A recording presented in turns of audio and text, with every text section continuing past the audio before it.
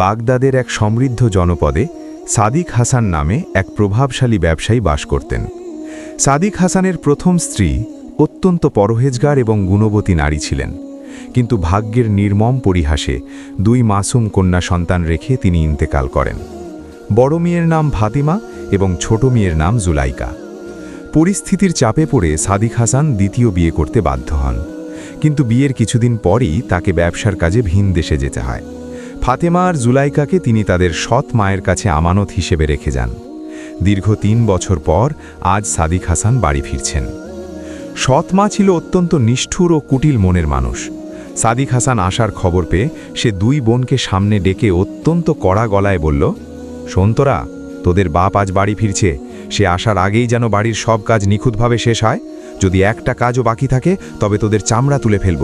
আর মনে রাখিস আমার মেজাজ কেমন, একবার যদি রাগ ওঠে তবে এই বাড়িতে তোদের একদিনও টিকতে দেব না। ফাতেমা আর জুলাইকা ভয়ে কাঁপছিল। ফাতেমা করুণ স্বরে বলল, জি আম্মা, আমরা দুজনে মিলে সব কাজ শেষ করে ফেলব। শুধু একটা অনুরোধ, আজ আমাদের মারবেন না, আর দয়া করে কিছু খেতে দিন, আমরা কাল থেকে শুধু শুকনো রুটি খেয়ে আছি। সৎমা মুখ ঝামটা দিয়ে বলল, খাবার আজ সন্ধ্যায় পাবি, কিন্তু মনে রাখবি এইসব কান্নাকাটির কথা যদি তোদের বাপের কানে যায় তবে তোদের জ্যান্ত কবর দেব, তোরা আমাকে ভালো করেই চিনিস। ততক্ষণে বাইরে ঘোড়ার গাড়ির আওয়াজ পাওয়া গেল। সাদিক হাসান 3 বছর পর ফিরেছেন। সৎমা দ্রুত গিয়ে হাসি মুখে দরজায় দাঁড়ালো। সাদিক হাসান ঘরে ঢুকে ব্যাকুল হয়ে জিজ্ঞেস করলেন, কেমন আছো তুমি? আর আমার কলিজার টুকরা মেয়েরা কোথায়? তাদের তো দেখছি না। সৎমা এক নিমিষেই চেহারায় বিরক্তি ফুটিয়ে বলল, তওবা গো তওবা, এসেই মেয়েদের কথা মনে পড়ে গেল, আমার খবর তো নিলে না।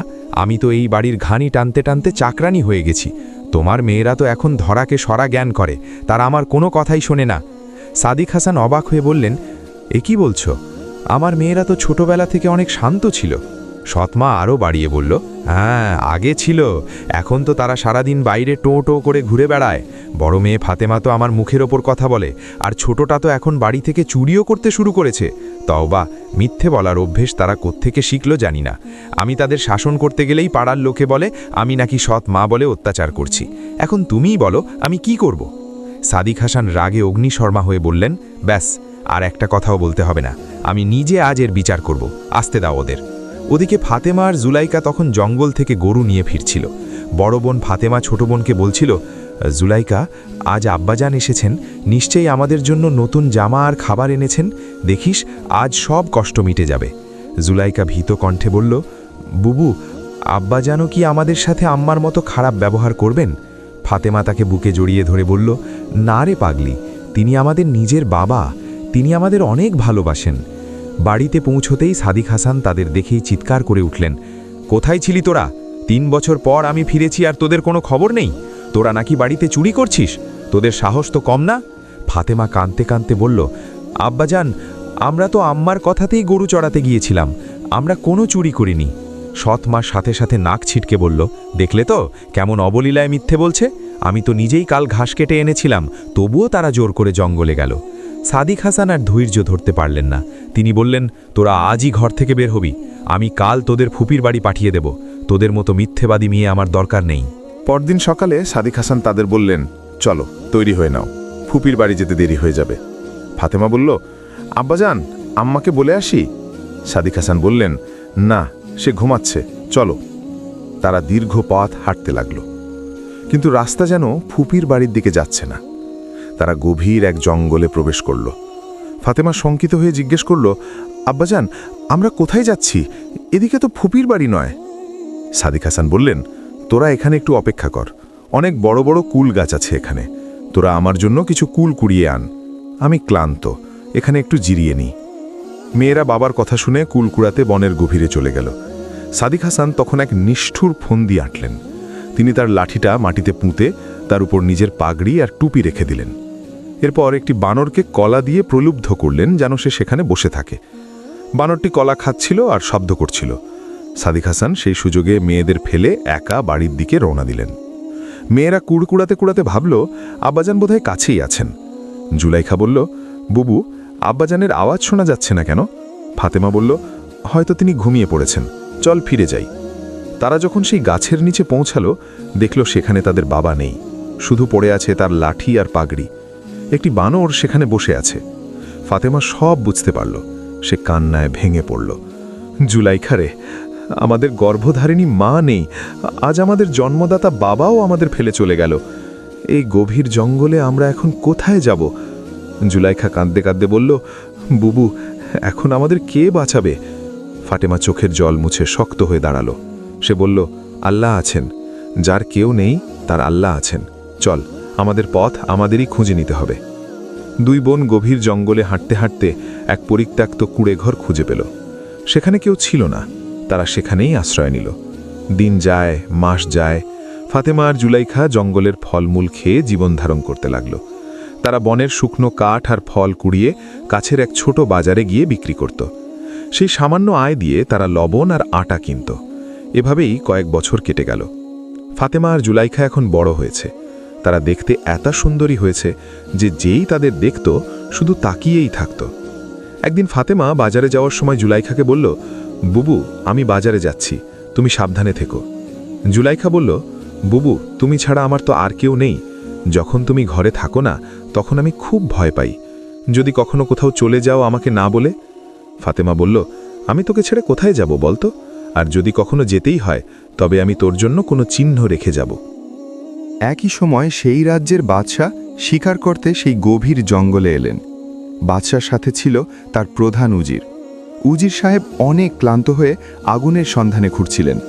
হঠাৎ তার নজর পড়ল সেই কুঁড়ে ঘরের দিকে। সেখানে জুলাইকা রান্না করছিল। উজির যখন জুলাইকাকে দেখলেন তিনি নিজের হুঁশ হারিয়ে ফেললেন। জুলাইকার রূপ দেখে তিনি এতটাই বিমোহিত হলেন যে তার হাতে থাকা শিকার করা খরগোশটি উনুনে দিয়েও খেয়াল করলেন না যে সেটি পুড়ে কয়লা হয়ে যাচ্ছে। জুলাইকা কড়া গলায় বলল, আপনি কে? এভাবে আমার দিকে তাকিয়ে আছেন কেন? আপনার খরগোশ তো পুড়ে গেল।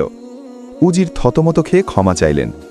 বাদশাহ যখন সেখানে এলেন এবং ফাতেমাকে দেখলেন তিনিও স্তব্ধ হয়ে গেলেন। বাদশাহ ফাতেমাকে বিয়ের প্রস্তাব দিলেন। ফাতেমা শান্ত স্বরে বলল, বাদশাহ নামদার, আমরা অনাথ, আমার বাবা আমাদের ত্যায্য করেছেন। তবে আমার এক শর্ত আছে, আমার বোন জুলাইকাকে ছাড়া আমি কোথাও যাব না। বাদশাহ রাজি হলেন।